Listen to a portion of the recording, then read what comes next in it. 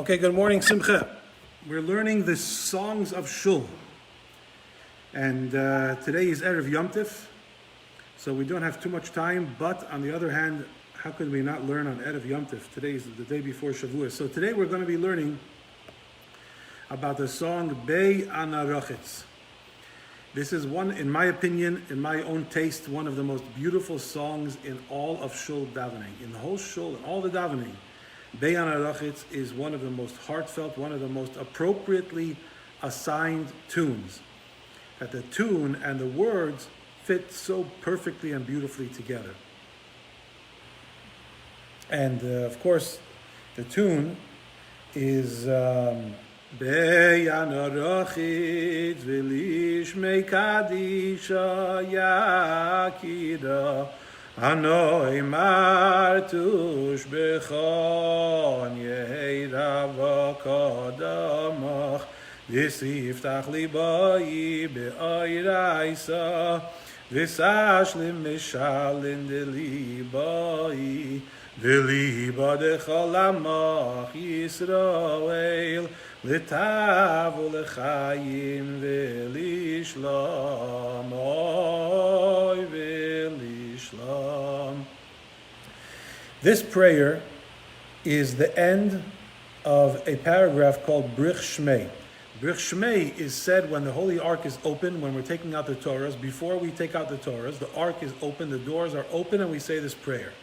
Now, in general, when it comes to Jewish rituals, traditions, especially Shul traditions, there is a reality, and that is that the more accustomed you are to it, the more you've been doing it, and the more you participate in it, the more you take it for granted.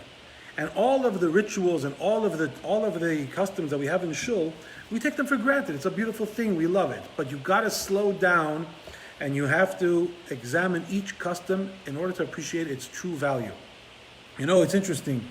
The two competing great wisdoms of the world, or at least in the eyes of the world, is science and religion.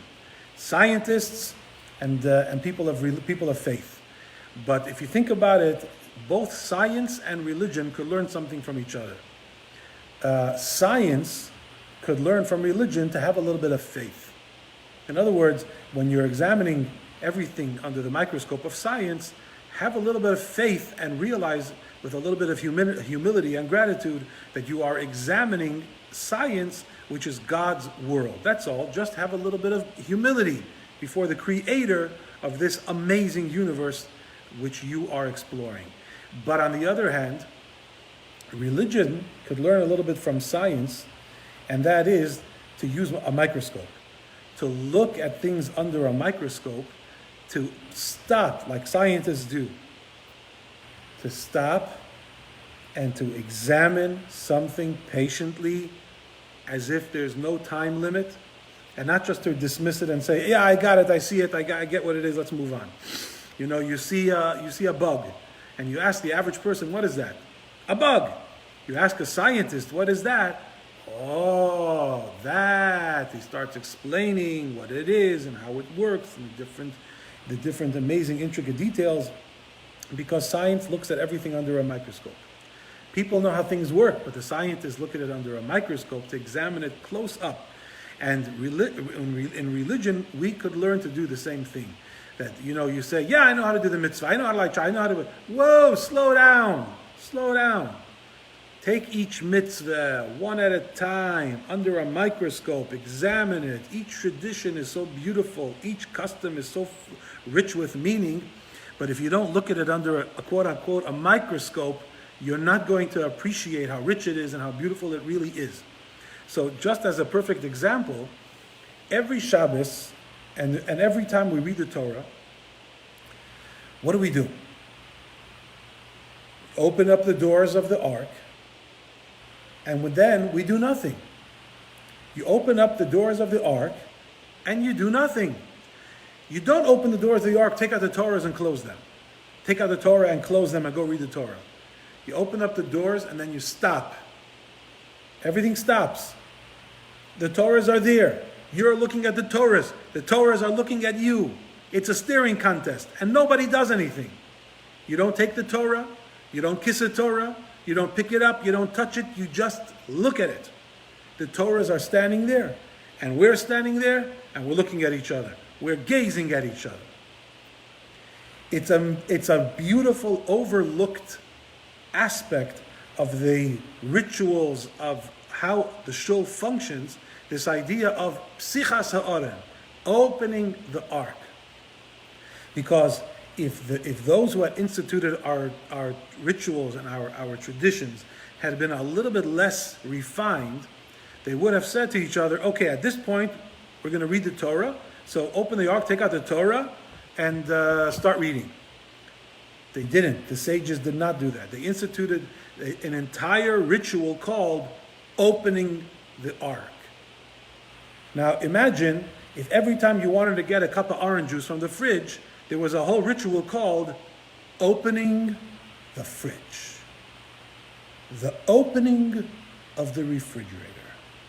And the whole family gather around, and with great pomp and ceremony, you elect one person to go and open the refrigerator door. And then everybody stand back while the door is open, while your grandfather complains that you're trying to air condition the house by having the refrigerator door open, of course. Open the door of the refrigerator, everyone stands back, and everyone gazes lovingly at the orange juice. And the orange juice gazes back lovingly at you. Ridiculous! It's ridiculous. You want a cup of orange juice? Open the fridge, take the OJ, pour a cup, make a bracha, drink the orange juice. And don't forget to say a bracha when you're done. But when it comes to reading the Torah, it doesn't work like that, even though it works like that in everything else. Even you want to take a book of Torah off a shelf. So you open the cabinet doors, take the Torah, the book, close the door, sit down and read it. The point is to read the Torah. So what's with the delay? If you want to read the Torah, why isn't there an emphasis and a stress placed on alacrity to swiftly read the Torah? And yet here we insert a deliberate delay. And it's not only 30 seconds, it's a good few minutes where the doors are open, the Torahs are there for the taking. No taking. Wait a minute. Calm down.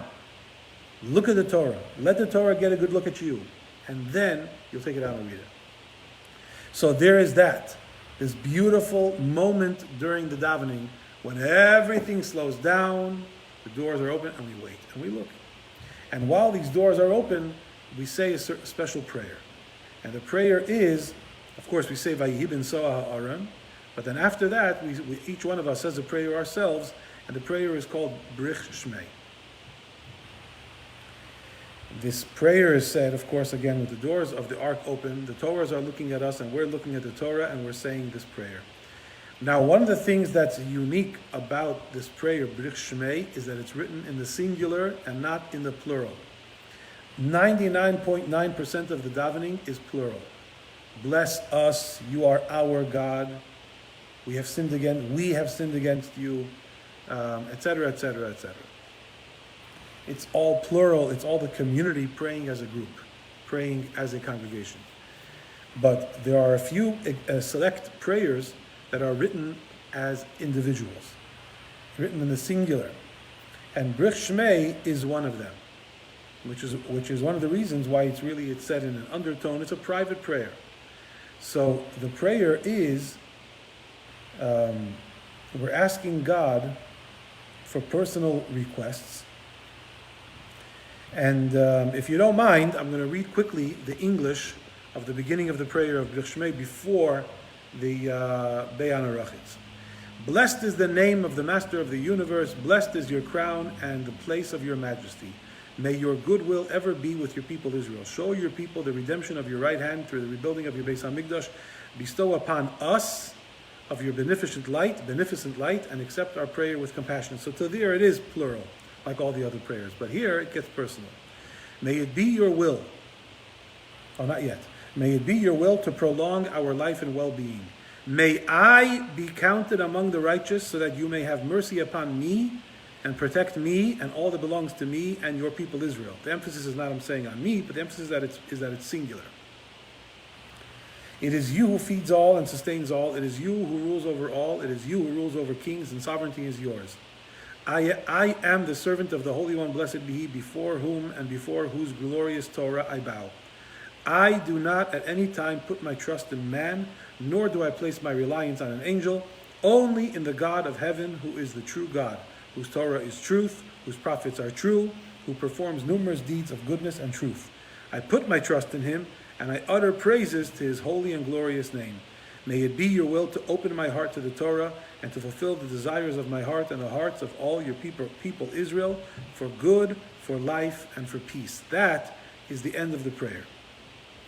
So at the end of the prayer, the community sings the last sentences together. Bei ana Rachitz, v'lishmei kadisha yakira ana emar tushbachan. So let's go phrase by phrase.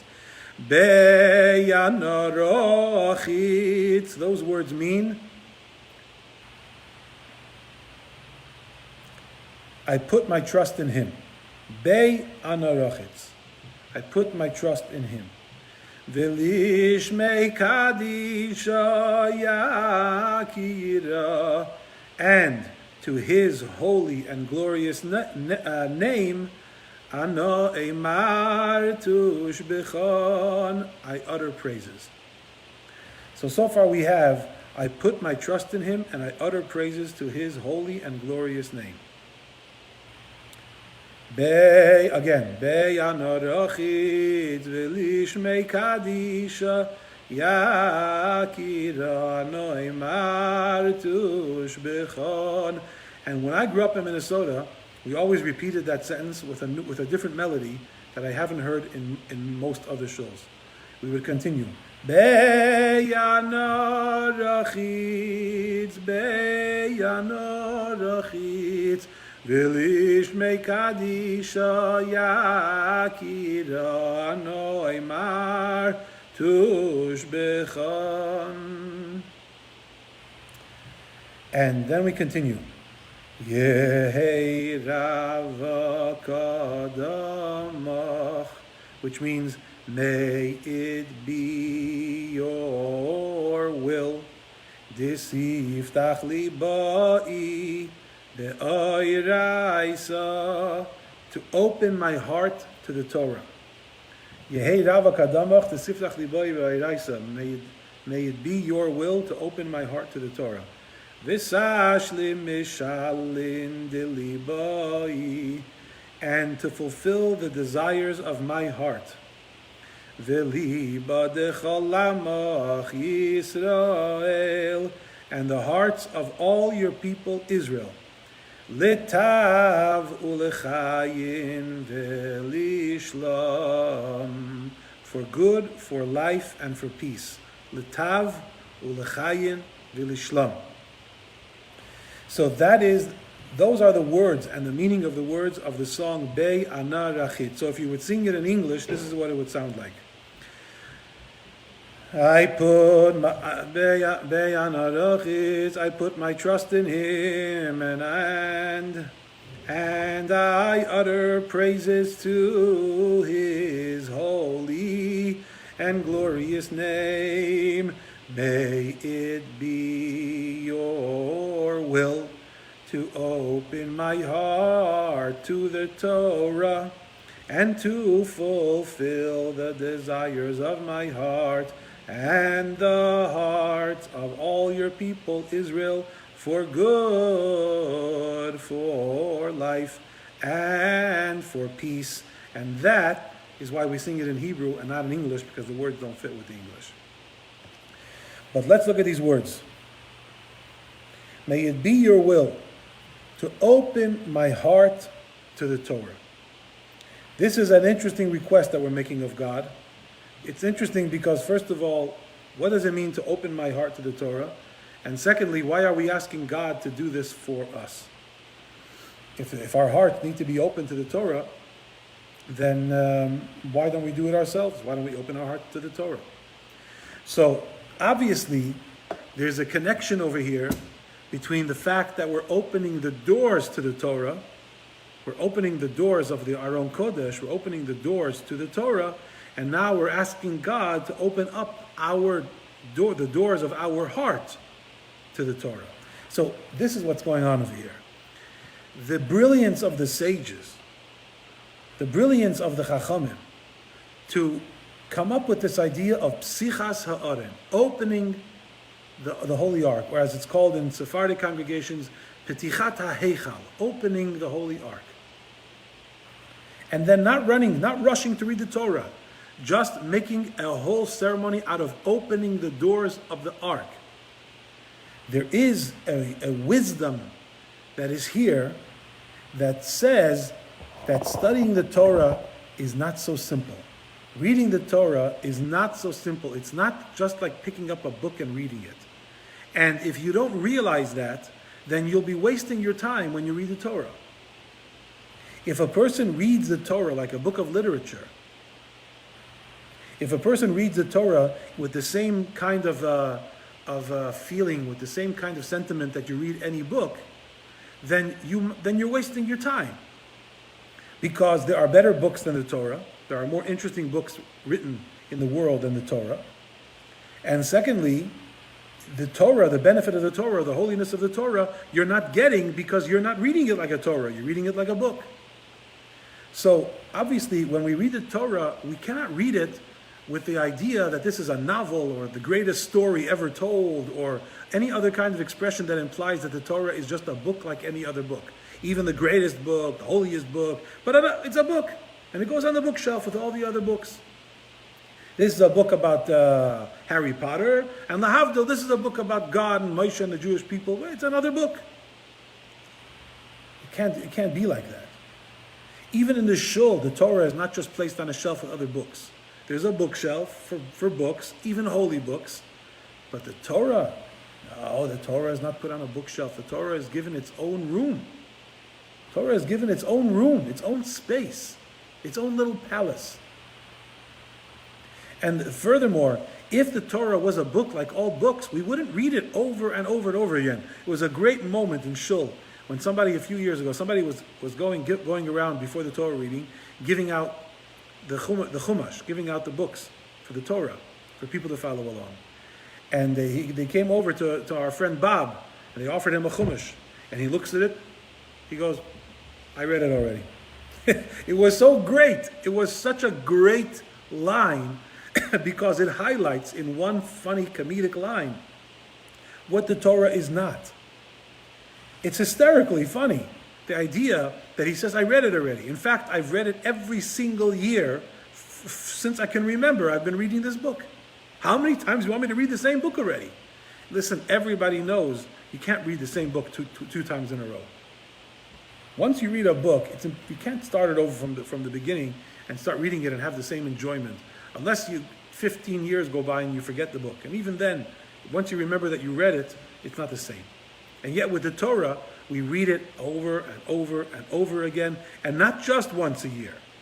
Once a year would be if the only time we read the Torah was when we heard it in Shul. But we study the Torah every day. We study the Torah every day with Rashi, with all the commentaries. So the average Jew is studying the Torah 2 times every year.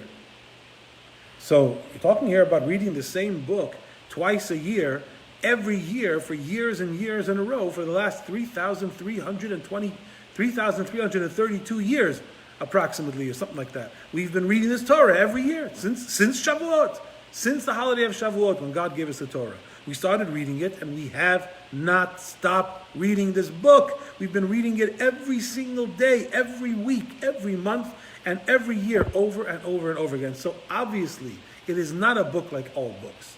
Because if it was, we would eventually get tired of reading it and we would go and we would read something else. But we don't. So it's not a book like all books. And therefore, when you are going to read it, you cannot just go and read it. You can't just open it and start reading it. You have to stop. And you have to transition from your mundane condition to a mindset of Torah. To a mindset of now I am going to read God's mind and heart. You have to take yourself out of your present frame of mind, and you have to put on you have to get into your other shoes, the identity, that part of you which reads the Torah in the proper way, which is with the acknowledgement that you are reading the words that are in God's heart and mind. That you are reading a love letter from God. Love letters, people read over and over and over again and never get tired of it. Even though they can recite it by heart. They can read it over and they'll read it over and over again, and they keep it within reach, and they take it out whenever they need strength. They read it over again. And that's what the Torah is. A divine letter of love from Hashem.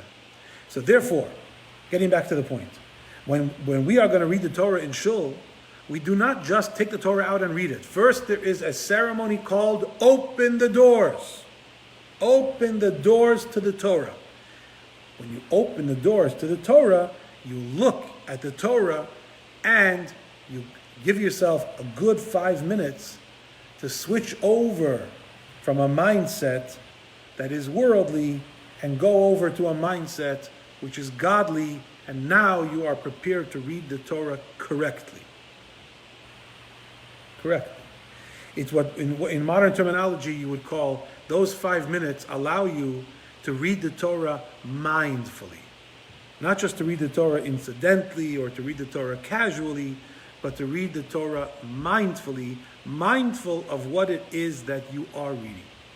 So therefore, we have this ceremony called Tichat Aaron, opening up the Holy Ark. Open up the Ark. So, how do you get yourself over from one mindset to another? How do you change your heart from worrying about all of your physical problems and your business and your health and all these issues, and completely move over to a whole different dimension and be ready to read the words that God wrote to you with love? Well, that can't be faked. That has to be real. And the only way it can be real is if you get in touch with that part of you that is godly. And of course, that's the neshama. In order to get through into the neshama, you need to open up your heart. You need to become vulnerable. You need to not be cold and indifferent and from a distance. You need to be warm. Your heart needs to be open. So when we open up the ark, it's God opening Himself up to us. And when He does that, when God opens Himself to us, and we are now preparing to receive Him and open our hearts to Him, we ask God, help me, help me open up my heart to the Torah. I don't want to read the Torah cold and indifferent and like a Bible critic. I want to read the Torah warm, with love, like a person who realizes that God wrote it with love. We have to read it with love. The first words of the 10 Commandments that we're going to read tomorrow on Shavuot, the first word is Anochi. I am the God and I am your God. And Anochi, the Talmud says, stands for the 4 Aramaic words, Ana nafshi ketavit yahavit. God says in the first word, He signs the 10 Commandments. He puts His signature there. Ana nafshi ketavit yahavit means I have written and given this over. Like literally putting His signature on the Torah. This is my Torah. I wrote it and I am giving it to the Jews. And Chassidus interpreted it even deeper. Ana, God says, I, nafshi kitavit yahavit. I have written and given you my heart. That's what God says. I've written and given you my soul. Ana means I. Nafshi, my soul. Kitavit yahavit. I have written and given you my soul. That I have written the Torah, and by writing the Torah, I have given you my soul, given you my heart and soul. That's what God is saying to us. I have given you my heart and soul in the Torah. And therefore, the only way to reciprocate, the only way to respond appropriately is to give Hashem your heart and soul when you read the Torah. When you learn the Torah, to read it, to learn it with your heart. Not just to read it with a cold mind, with an analytical mind, but to read it with your heart. So therefore, before we read the Torah, before we even touch the Torah, before we take it out of the Heichal, before we take it out of the Aron Kodesh, we all sing together. The Siftach Libai Ba'iraisa, please God, help us. Open up our hearts so that we can read the Torah like a mensch. So I can read the Torah like a mensch. Read the Torah with emotion and with the appropriate feeling that you are reading a love letter. You are not reading an archaeological dig. You're not reading a historical analysis. You are reading God's heart and mind. That's what the Torah is. And that's why you cannot just open up the doors and take out the Torah and start reading it. You would be doing a grievous injustice to the Torah. And you'd be doing an injustice to yourself because you wouldn't be giving yourself a chance to do it right. You wouldn't be giving yourself a chance to read the Torah the way a Torah is supposed to be read. Look at what happened on Shavuot when God gave us the Torah the first time. The first opening of the doors of heaven and the Torah being given to us. Moses opened up the doors of heaven. And what happened? What happened? There was thunder and lightning, and the mountain was on fire, and there was tremendous smoke, and the people were shaking. What do we need all this drama for? So, if you're reading the Torah like a book, then you would have been standing at Mount Sinai when God says, I want to give you the Torah, and there would be thunder and lightning and the blast of a shofar, and the mountain is shaking and you're shaking, and you would have been saying to God, excuse me, is there something that you wanted to tell me? Is there a book that you wanted to give me? Imagine you go to your friend. Your friend says he wants to give you a book. He wants to lend you a book. So you go to his house, and he opens up the door, and there's a symphony there waiting, and he has sparklers, and he has smoke machines, and he has a shofar, and he's blowing the shofar, and he's all excited to give you this book. And you're like, dude, you want to give me a book? You want to hand me the book? I'll read the book. What's with all this drama? And yet, when the Jews heard that God wants to give them the Torah, they come to the mountain, and they're like, okay, where's the Torah? No, not yet. You can't get the Torah yet. First, you need to be put into the right mode to understand what the Torah is, to understand what it is that you're being given. You're being given Hashem's heart and soul. Be a mensch. Wake up. Open your heart. Take it with feeling. Take it with love. Don't take it like a kaltabria, like a snowman, like an icicle. And the same thing in a miniature version happens every time we open up the ark to take the Torah. You don't just open an ark and grab a Torah. Open the ark. You honor somebody with opening the ark. It's a whole process. And when the person opens the ark, you don't take the Torah. You don't touch the Torah. Everybody stands back. You look at the Torah. And then you ask God to open your heart. Siftach libai ba'iraisa. God, open up my heart so that I could be a mensch. So that when we read the Torah, we could read it like a mensch, the way our Zaydis did, the way our Babas did, the way our ancestors did, the way the people before us did, who they opened up the Torah with trepidation. Not God forbid trepidation, they were fear of punishment. Trepidation because it was the awe of an amazing love and the closeness that they felt because they knew that Hashem is giving Himself to us in the Torah. So we open up the ark, we stand by, we gaze at the Torahs, we look at the Torahs, and then we ask Hashem, please, may God grant us this siftach libai be'oiraisa, to open up my heart to the Torah. We're asking Hashem to help us open my heart so that I shouldn't be a crass individual who can't appreciate the delicateness and the refined nature of what is happening over here. Every time we open up the Aron Kodesh, we open up the Ark and take out the Torah, it's a reenactment. And not just a reenactment, but it's a recurrence of the giving of the Torah. Who was the first person to open up the Ark? Moshe Rabbeinu. Moshe was the first one to go up and open up the Ark, to open up the Holy Ark, the holy Aron Kodesh. He was the first one to go up the mountain and open for us the doors of heaven. He was the first one. God honored him with Psichas HaAron, with opening up the Ark. And he was also the first one who was honored with psichas alev, with opening up the heart of the Jewish person. So that when God opens his heart, you should open your heart and the hearts can touch. Not that God gives you his heart and you read it like a Bible critic, which is so unfortunate and so offensive and so hurtful, when God is giving you his love and you're taking it like some kind of a professor analyzing his words and analyzing the historic accuracy of the Torah and other such nonsense and babamaises.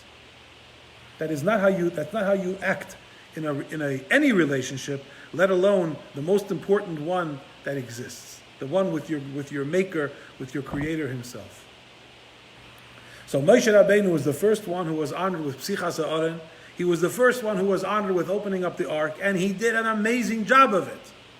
He opened it up, and he opened up our hearts, and he guided us. He said, wait, the Torah is coming, but wait, first you need to observe what the Torah is. And we were given a glimpse into the divinity of the Torah, into the holiness, the heiligkeit of the Torah, when there was thunder and lightning, and there was drama, and there was great emotion. We realized that this is not just a book. We realized that this is not even just a rule book. When we said that we will follow the Torah, we didn't just mean that we will comply by its instructions. You know, when the cop pulls you over and he says, I'm going to give you a warning on condition that you're going to drive the speed limit. And we say, yes, Nasa v'nishma, I will drive the speed limit. Are you entering into a relationship with this police officer? Are you even entering into a relationship with the lawmakers who set the speed limit? No. You are simply pledging to comply by the law. To comply by the law that is written in the book, that is written in the rule book of the state.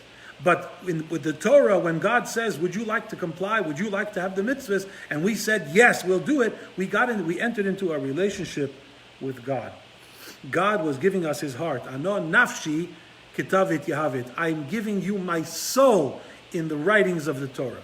So therefore, you need to take it the right way. You need to accept it and receive it in the right way. And that's why before God gave us the Torah, he gave us a show. He gave us an amazing revelation of godliness. And that's what we do in Shul.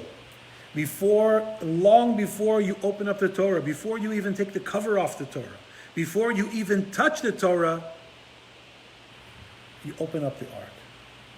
And those moments, those few minutes, remember this when you go back to Shul, those few minutes between the opening of the ark and the Torah is being taken out, when the doors are closed, those few minutes are, in a certain way, even more precious than the reading of the Torah itself.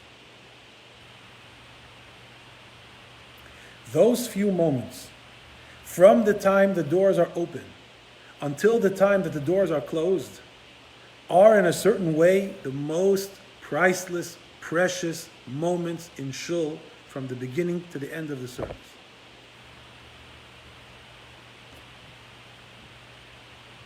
Because this is where we align our hearts with Hashem's. Siftach libai b'iraisa. Open up my heart to the Torah. This means something very, very simple. It means that a person could read the Torah, understand the words, even well enough to teach it to someone else, and yet his heart is not open to the Torah.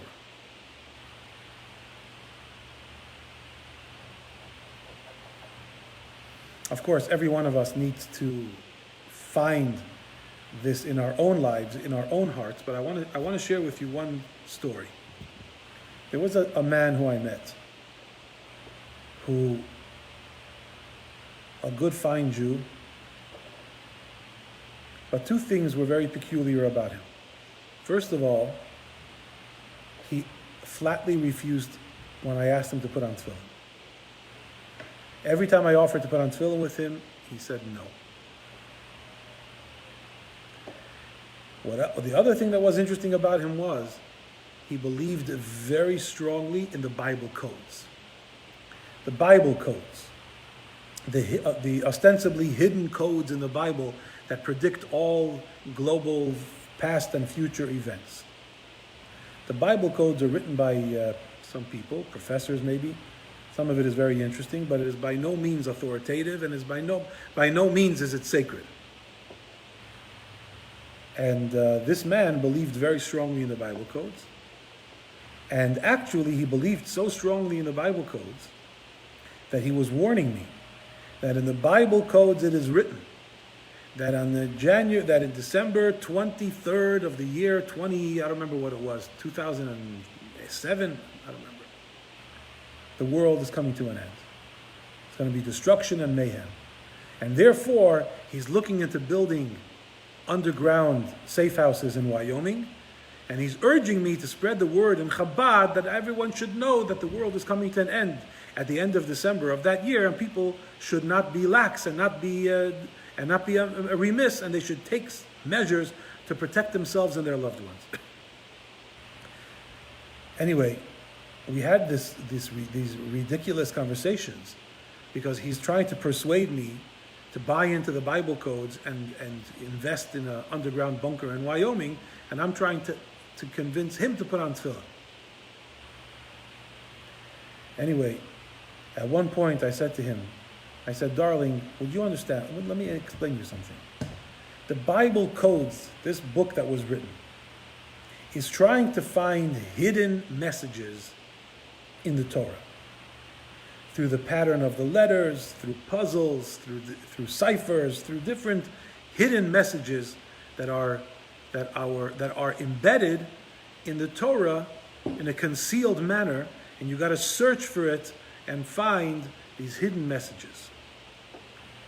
I want you to know, I said to him, that this message that you keep on repeating to me, that you heard from the Bible codists, that the world is coming to an end at the end of December, who knows if the letters of the Torah that they used to make this ridiculous prediction are actually the letters of the Torah that say, Ukshartam le'ota yadecha, that you shall put tefillin on your arm and on your head. Wouldn't it be ironic, I said to him, if the words say, Dear Yankel, whatever his name is, this is God. I love you dearly. I am yours. I am at your service. I give you every breath of life. I give you all the blessings in your life. Can you do me a favor? Could you put on tefillin? And imagine if those words, could you do me a favor? Could you put on tefillin? The Bible codists found the secret that the world is coming to an end at the end of December of 2007. So what do? You ignore God's request. You ignore what God is asking you for. You ignore God's infinite need for your mitzvah. And instead, you look deeper. Oh, look deeper. It's a prediction about the end of the world. How cold can a man be to his maker, to his creator, and to the love letter written to him by his maker? If God is asking you to do him a favor, to connect with him in such a simple and yet eternal way, by simply wrapping these things on your head and on your arm. To you it may seem nothing, it may seem empty, it may seem pointless, but to God it's important. You go to a bris, you bring a gift, you bring a baby outfit. Do you care about baby outfits?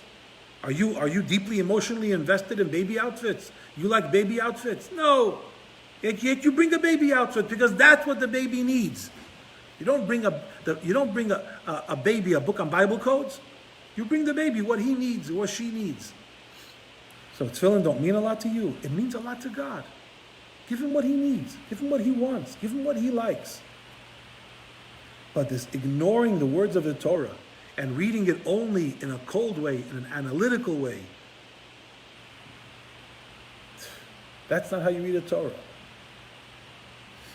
And of course, I'm telling you a story about somebody, but each one of us can find in our own hearts where we may have done this, where we may have felt like this. That, we're reading the Torah and we're very fascinated by Rashi and Tosfos and this and that, but meanwhile, we're forgetting about God. And that's a terrible thing. There is something to be said about the idea that it may be better to not read the Torah than to read the Torah while forgetting about God. So therefore, you got to proceed with caution. You got to proceed with emotional caution and with great delicacy when you approach the Torah. So when you're going to read the Torah in Shul, you don't just read the Torah. First, you position yourself, you align yourself, your inner self, you get yourself in the right mood, in the right mode. You open up the doors, psichas ha'aron, you open the doors, you pull aside a curtain, and you behold the Torah. Just like what happened on Shavuot. God pulled aside the curtain, and we beheld godliness, Torah, before he told us anything. Before we quote unquote read the Torah, we beheld the Torah. We beheld it, we looked at it, we gazed at it, we drank it in, the truth of it, the spirituality of it, the personal quality of it. And then when you realize that this is God talking to you from his heart, then you read it with your heart. If you can open up the doors of the Aron Kodesh, and you can open up the doors of your own heart, then the Torah can be read like the flaming fire that it really is. And then of course, there is one more thing to be said about this song, and that is that it's sung while the Torahs are looking at us. The fact that we're looking at the Torahs is one thing. Gaining an appreciation, trying to open up our minds and hearts to what the Torah is, to who God is, to how God put himself in the Torah, that's beautiful. But there's also something else to remember, that when we open up the Ark, we want the Torahs to look at us. Because when the Torah looks at us, we squirm. An honest Jew, when the Torah looks at him or her, you squirm. I remember how I squirmed when I stood in front of my Zayda, in front of my grandfather. I knew his expectations of me. I knew what he was going to ask me. He was going to ask me, "No, you started learning Chitas. You learned Chitas. Did you learn today's Chitas?" And I hadn't learned that day's Chumash, or that day's Tehillim, or that day's Tanya, because I was young and I didn't care about these things. But I knew he was going to ask me.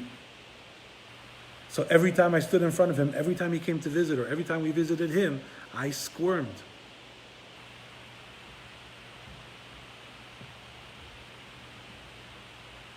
But it was a good squirming.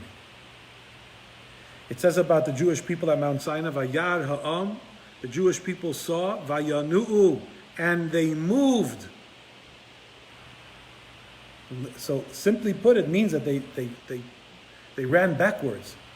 But in our terminology, it means they saw and they squirmed. They knew what God expected of them. They knew what the Torah expected of them. They knew the potential that God saw in them.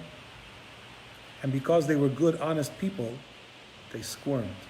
They couldn't stand there with the jaw set and say, "Hey God, how you doing?" They knew that God sees tremendous potential in them and that they were not yet living up to it. That the Torah sees the truth about them and that they weren't living up to what the Torah sees us being. So they squirmed. They were uncomfortable. But not a bad uncomfortable, a good uncomfortable. The kind of uncomfortable that leads to growth, that leads to dynamic growth, to becoming a mensch, to becoming a better person, a more Yiddish Yid. So when the Ark is open, the Torahs look at you and you squirm. If you're paying attention. If you're not paying attention, nothing's going to happen. Your heart doesn't open, you don't squirm. For the same price, the doors of the Ark don't have to be open. But if you're paying attention, which most of us do, if you're paying attention and your mind is focused on what's happening, then when the Ark is open, you're looking at the Torah is looking at you, and when you know the Torahs are looking at you, you squirm. You're uncomfortable. And you say to God, Tziftach libai ba'iraisa, open up my heart to the Torah. I know that I've done my part a little bit. I've not really done everything that I can. I know that I've taken a few steps, but God, please do me a favor. Tiftach liboy ba'iraisa. You open up my heart the way you can open up my heart. In a godly way. If a person doesn't feel a need to make this request, it means they're not squirming. And that means that they are not truly sensing what's happening. So, as we are going to celebrate the holiday of Shavuos, the weekly, the semi-daily reoccurrence of what happened on Shavuos is the opening of the Ark,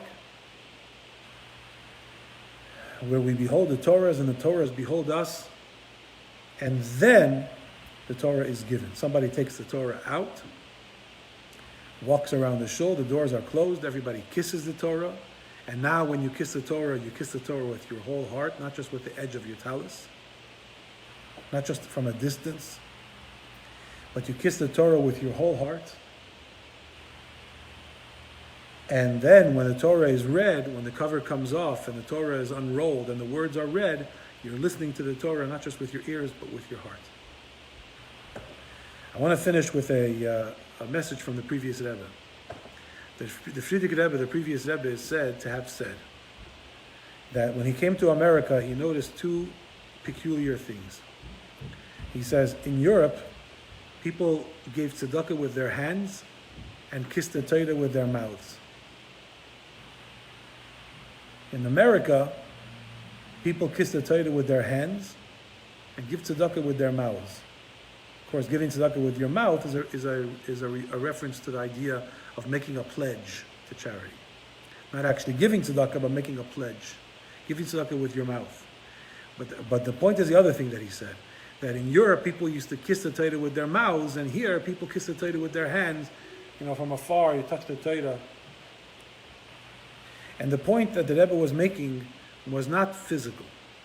Because even the Rebbe, even our Rebbe, kissed the Torah with the edge of his talus, touched the Torah with his talus, and then kissed the edge of his talus. And didn't actually embrace the Torah and give it a kiss. But the point is not the physical act. The point is, what are you feeling inside? If you're kissing the Torah coldly from a distance, like I love you, stay out of my life, that's what the Rebbe was complaining about. But if you're kissing the Torah with your whole heart, whether you're doing it with your mouth or you're doing it with the edge of the talus or with your hand, if you're kissing the Torah with your whole heart, that means that you had a successful opening of the Ark, an opening of the heart. So this is the song of Be'an Rachitz. It's a song about asking God to open up our hearts to the Torah and to fulfill the desires of our hearts for good, for life, for peace, which of course, goodness and life and peace all come from a deeper and a more personal and a richer connection with the Torah. May we all be blessed tonight as we begin with Shavuot to experience this real, deep, personal, dynamic, live connection with God and with His love, which He wrote to us in His Torah. May we reciprocate like a mensch, by reciprocating in like with an open heart, with love, both taking God for at His word. If He says He loves a mitzvah, take His word for it and do the mitzvah as best as you can, but with your whole heart.